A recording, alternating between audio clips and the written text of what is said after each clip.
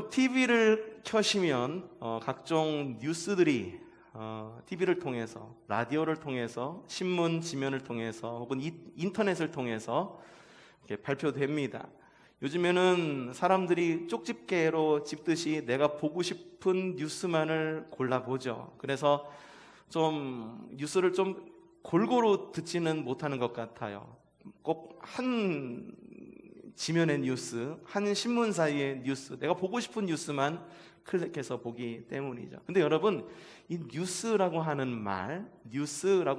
말이 어떤 의미를 담고 있을까요? 이 뉴스라고 하는 말은 말 그대로 new라고 하는 말에 뒤에 s가 붙은 겁니다. 그렇죠? 새로운 것들. 오늘 밴쿠버에서 목사님이 오셔가지고 영어를 하는데 내가 영어를 틀리면 어떡하지? 고민이 되고 주저스럽기도 합니다만, 이 뉴스, 새로운 것들이라고 하는 의미를 담고 있습니다. 또 뉴스라고 하는 이 스펠링을 보면은요, N-E-W-S. 이거를 자세히 들여다보면요, N, North, E, East, 그리고 W, West, S, South. 그래가지고 동서남북을 가리키는 앞 글자로 이루어진 것이 바로 뉴스입니다. 그래서 뉴스를 이렇게 이 말 그대로 고지고대로 해석을 하자면 이런 의미를 담고 있죠. 사방에서 들려오는 새로운 소식들. 그래서 뉴스를 틀면 그렇게 세상 사방에서 들려오는 여러 소식들이 우리에게 전해지고 들려지고 있는 겁니다. 오늘 아침 뉴스에는 어떠한 뉴스들이 있었습니까? 우리 여러분 뉴스를 딱 보면 제일 먼저 보는 것이 무엇입니까? 아마도 지금의 시대에는 전날 코로나 확진자가 몇 명인지, 4자리인지 3자리인지 2자리인지 이것부터 보시는 분들이 꽤 많을 것입니다. 또 얼마 전까지만 해도 아프가니스탄 여러 가지 소식들이 들려오기도 했죠. 맞습니다. 우리는 세상을 살아가면서 여러 가지 새로운 소식들을 접하게 됩니다. 같은 소식을 전합니다. 똑같이 코로나 소식을 전하고 아프가니스탄 소식을 전하고 똑같은 사회가 돌아가는 소식을 전하고 사실이 있음에도 불구하고 같은 소식이다 할지라도 전하는 매체와 사람에 따라서 긍정의 소식으로 전해지기도 하고 부정의 소식이도 전해지기도 합니다. 또한 듣는 사람에 따라서 그 소식이 어떤 이에게는 반갑고 즐거운 소식으로 들리기도 하고 반면 어떤 이들에게는 유쾌하지 않은 소식으로 들리기도 합니다. 여러분은 오늘 뉴스 들으시면서 어떤 뉴스가 가장 반가웠습니까? 추석이 한 주 앞으로 다가왔다라고 하는 그런 소식 맞습니다. 추석이 한 주 앞으로 다가왔습니다. 그 소식도 좋은 소식이 될 수 있겠죠. 반면에 그 소식이 또한 슬픈 소식이 될 수 있으신 분들도 있을지도 몰라요. 실향민들 아니면은 고향에 가고 싶어도 고향으로 가지 못하는 노동자들이나 혹은 회사를 지켜야 되는 사장님들, 우리의 사회 각층에서 여러 사람들이 똑같은 소식이라 할지라도 다르게 받아들이고 다르게 보도하기도 합니다. 근데 여러분, 우리의 복음도 똑같습니다. 복음도 이러한 뉴스, 소식들과 비슷한 속성을 가지고 있습니다. 다른 점이 있는데 세상의 뉴스는 말 그대로 뉴스 한 말로로 되지만 복음이라고 하는 말을 영어로 하면은 가스펠이라고도 이야기하지만 굿 뉴스라고 이야기하기도 합니다. 굿 뉴스, 굿 뉴스. 해석을 하자면 좋은 소식, 좋은 뉴스라고 이야기합니다. 복음은 분명히요 그 음역대로 복된 소리이고 그 의미는 좋은 소식, 굿 뉴스이지만 성경은요 이러한 복음이 어떤 이들에게는 거리끼는 것이고 어떤 이들에게는 미련한 것이다 라고 이야기를 합니다. 고린도전서 말씀이죠. 한번 읽어보죠. 시작.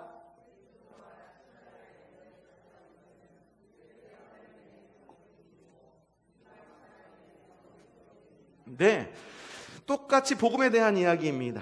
그런데 초대교회 성도들에게는 이 복음이 복된 소식이지만 유대인들에게는 무슨 소식? 거리낌이고 이방 사람들에게는 어떤 소식? 어리석은 일이다라고 이야기를 합니다. 왜 이렇게 이야기를 했을까? 복음의 주된 내용은 어떤 이야기냐 하면 과거에 특별한 일이 일어났고요. 그 특별한 일로 인해서 현재 전혀 다른 곳이 되었다라고 하는 것이 복음의 요지입니다. 과거에 십자가 사건이 있었습니다. 그 십자가 사건이 과거에만 있었던 머무는 사건이 아니라 그 사건이 지금도 우리에게 영향력을 끼쳐서 십자가 사건으로 말미암아 하나님 나라가 시작이 되었고, 그 하나님 나라를 지금 우리가 살아가고 있다. 그것이 바로 예수 그리스도의 보혈이고 우리를 구원하신 하나님의 능력이다라고 하는 것이 바로 복음의 내용입니다. 복음은 정말 좋은 소식입니다. 그렇죠? 복음은 좋은 소식이죠. 그럼에도 불구하고 왜 성경에는 어떤 누군가에게는 좋은 소식이고 또 다른 사람에게는 거리끼고 미련한 일일까라고 고린도전서에 기록하고 있을까요? 그 이야기를 좀 들어보려고 합니다. 우리가 이 이야기는 지난 수요 리바이블 시간을 통해서 함께 들여다봤던 로마의 이야기입니다.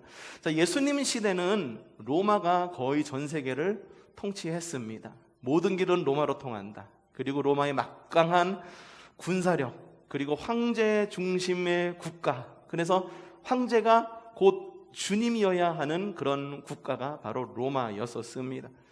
왜 이러한 이미지와 그런 국가의 형태를 갖게 되었을까요? 지난 수요 리바이블 시간에 여러분들 보셨듯이 로마의 유명한 통치자였던 시저 이후에 시저의 친구였던 안토니우스와 시저의 양아들이었던 옥타비아누스의 정치적 전쟁 때문이었습니다. 자, 시저의 친구였던 안토니우스, 여러분들 보시기에 왼쪽에 나와 있는 사람이 바로 안토니우스의 얼굴의 모습입니다. 이 안토니우스가 유명한 이유는 그 유명한 이집트의 아주 아름다운 공주였던 클레오파트라와의 이런 열애 때문에 굉장히 유명해졌고요. 옆에 오른쪽에 있는 사람은 옥타비아누스로 바로 선왕이었던 시저의 아들이었어요. 이 둘이 다투었어요. 누가 과연 왕이 될 것인가? 누가 과연 왕이 될 것이고, 이것으로 인해 가지고 로마의 국론도 막 분열이 되었습니다. 안토니우스를 따르는 사람들, 그리고 옥타비아누스를 따르는 사람들, 시저의 친구를 따르는 사람들, 시저의 아들을 따르는 사람들.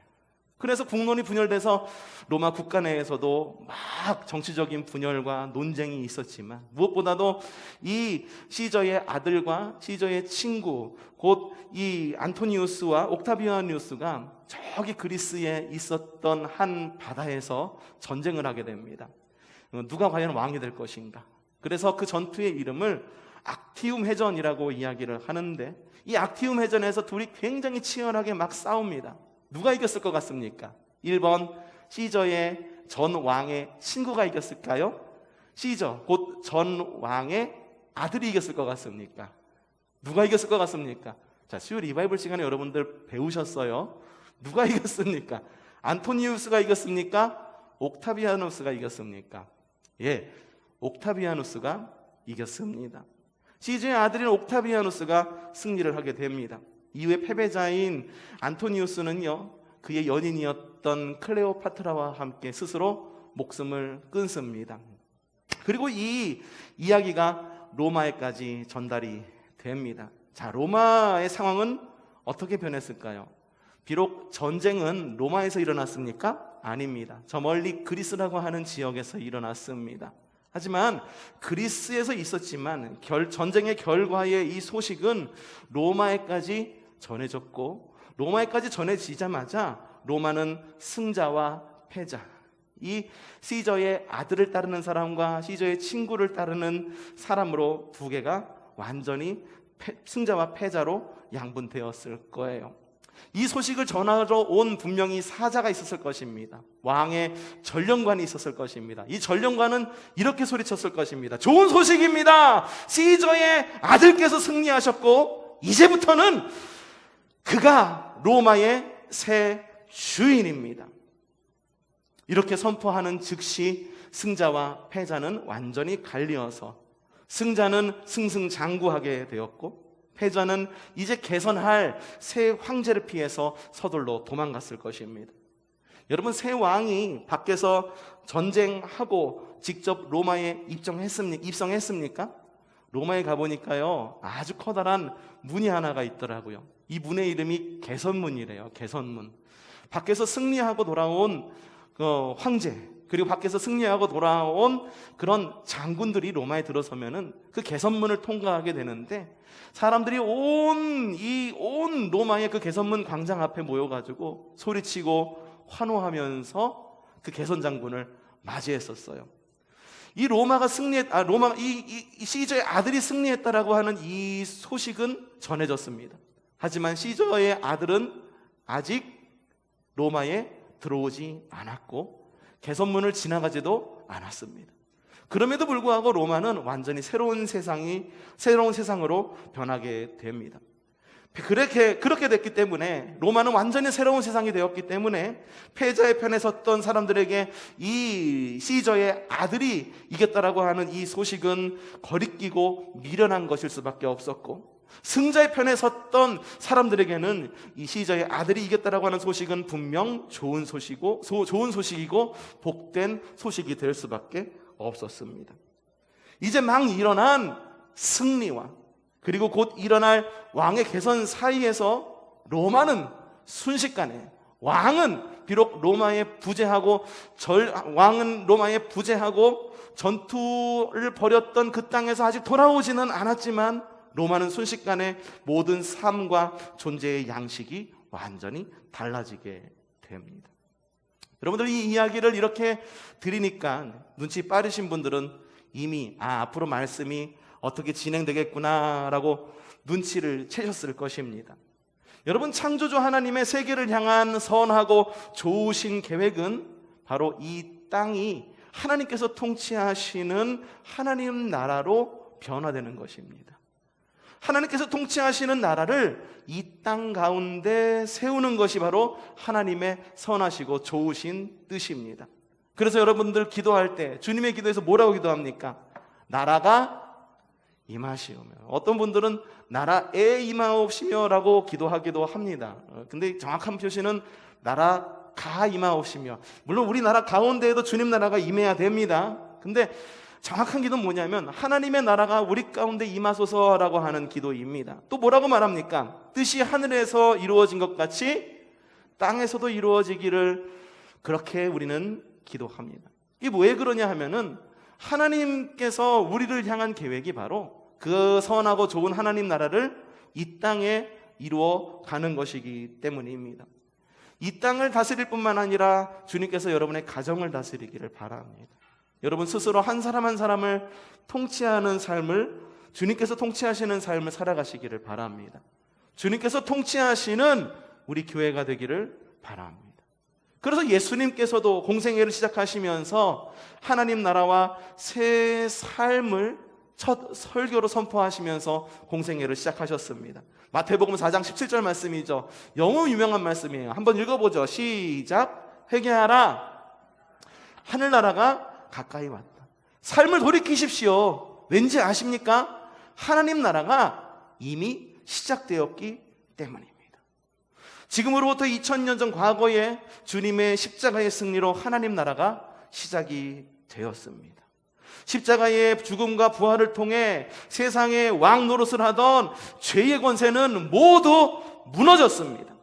십자가의 승리로 이 땅의 진짜 왕이 누구인지, 과연 악한 영의 세력들이 이 땅의 왕인지, 정말 로마를 다스리는 그 황제가 이 땅의 정말 왕인지, 주님이 진짜 이 땅의 왕인지를 십자가의 승리를 통해서 주님은 확실하게 우리에게 보여주셨습니다.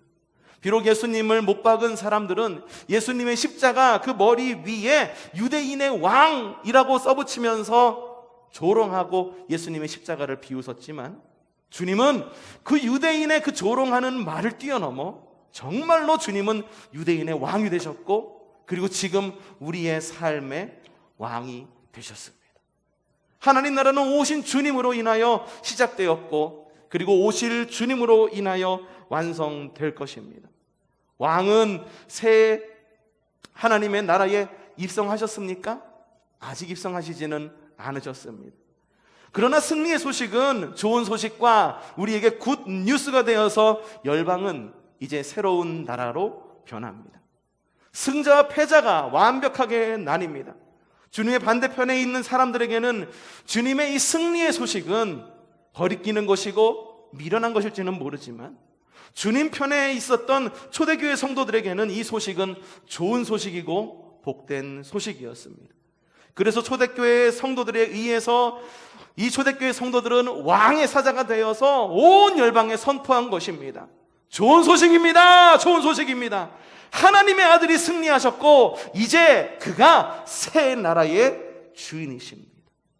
마치 로마의 전령관이 로마에 와서 시저의 아들의 승리의 소식을 담대하게 선포함으로 인하여 로마가 새로운 완전히 새로운 나라로 변하였듯이 초대교회 성도들은 온 세계에 십자가의 주님의 승리의 소식을 이 땅 가운데에 전함으로 인하여 이 나라가 과연 누구의 것인지, 그리고 완전히 새로운 나라가 우리 가운데 시작되었음을 사람들에게 전파된 것입니다. 그리고 예수님은요, 부활 승천하셨습니다. 이제 곧 재림하실 것입니다.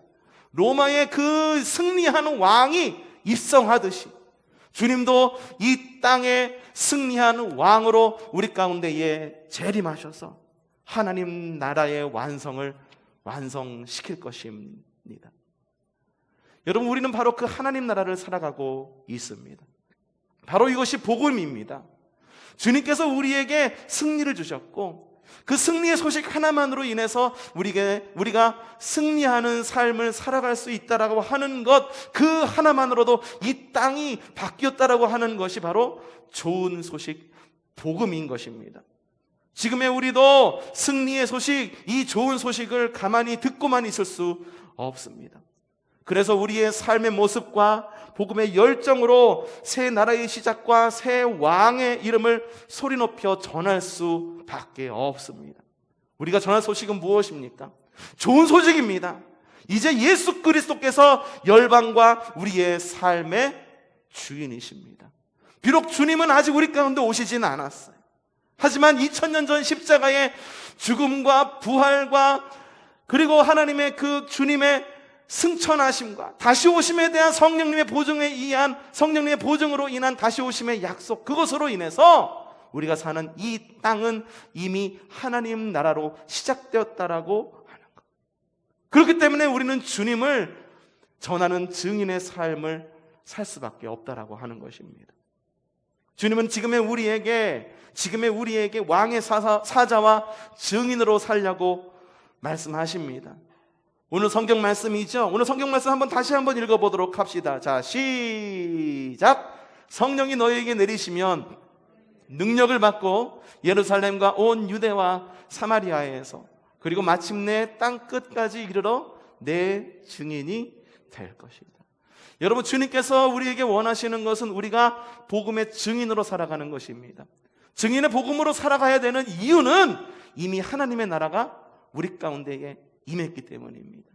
아직 주님은 재림하시지 않아서 지금 우리가 주님과 살을 부딪히고 그리고 주님과 함께 눈과 눈을 마주치고 실제로 우리의 가지고 있는 이 시력으로 주님을 뵐 수는 없지만 주님께서는 반드시 다시 오심으로 이 땅을 하나님 나라로, 완전한 하나님 나라로 변하실 것이기 때문에 그 승리의 소식을, 그 변할 승리의 모습을, 천국을, 하나님 나라를 세상 사람들과 온 열방에 전하는 증인으로 살라고 주님께서는 그렇게 명령하시는 것입니다. 이 명령은 하나님 나라가 이미 도래했다는 선포일 뿐만 아니라 예수님이 곧 복음이고 좋은 소식임을 전하라는 바로 주님의 어명입니다. 여러분, 이 어명을 충실하게 따르는 우리 성도들 되시기를 바랍니다. 어명이라고 하면 뭡니까? 목숨을 걸고 지켜야 되는 것이 어명입니다. 왕이 이야기하는 거예요. 왕이 이야기하는데 대신들이 이게 들을까 말까 좀 의구심을 갖는 것 같아.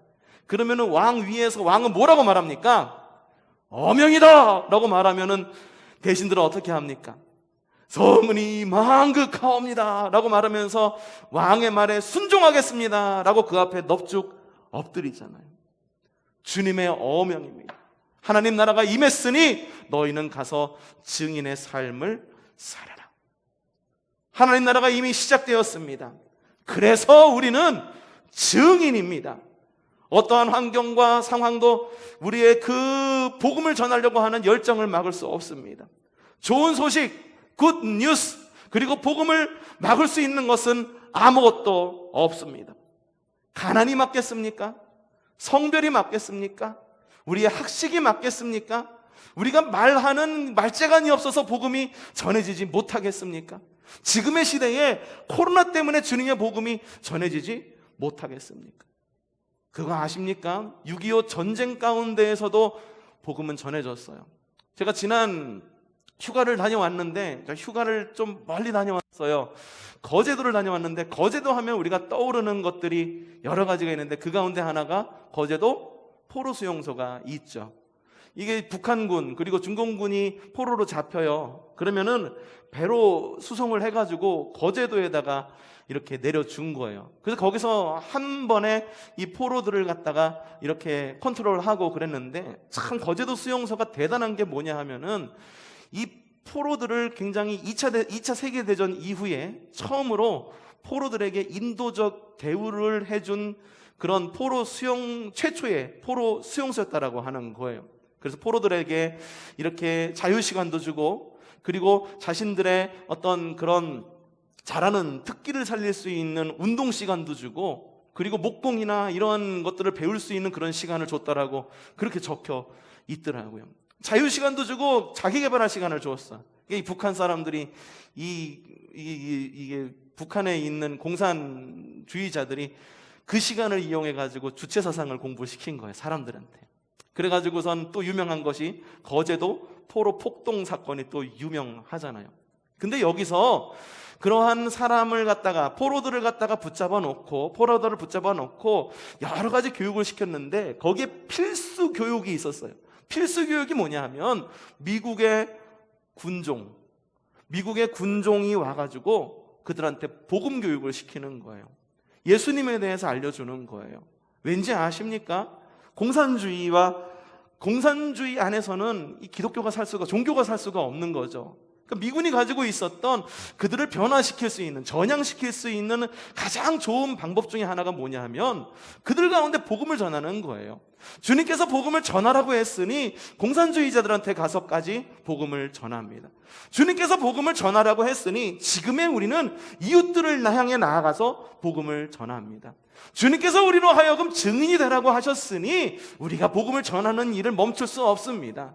그 어떤 환경, 전쟁 가운데에서도 전해졌던 그 복음을 우리는 비록 이 코로나라고 하는, 정말로 코로나라고 하는 시국에 어딜 가 사람들은 그렇게 이야기할지 모르지만 우리의 삶으로 복음을 전할 수 있습니다.